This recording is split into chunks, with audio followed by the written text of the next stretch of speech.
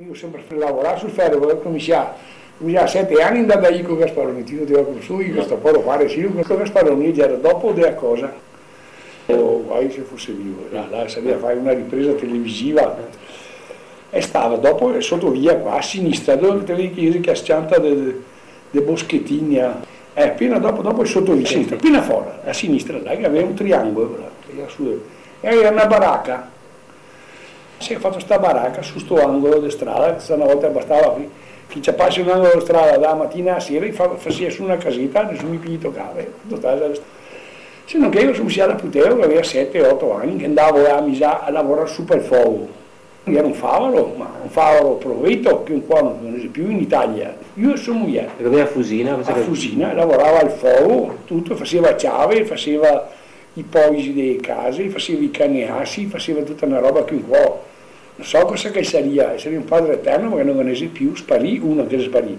E anche la cosa di lavorare, che noi altri non saremmo mai buoni con una calda, non so, da un tocco di ferro così tondo, fare una roba, tirarla fuori con 4 martelli, bisogna che andiamo 25 martelli, e io con 10 le faceva.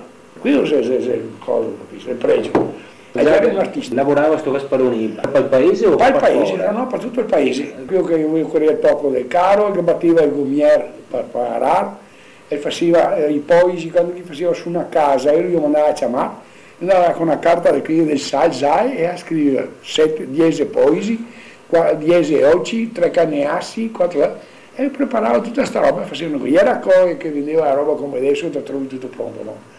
E faceva tutta questa lista di questa roba, caneassi, e dopo con una squadra faceva io combinava perché questo volta toglieva poco, niente. Capito? E che aveva fiori questo tipo? Sì, che ne aveva 4-5 fiori, ma dopo i fiori si tutti quanti. Restava là con Sofia.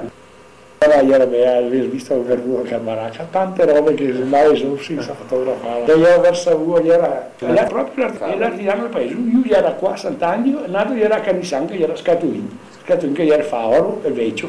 E dove che sia adesso nell'officina, appena passai scuole di Canisan. Scatuin cosa era? Tony Scatuin, no. Lui farava cavalli.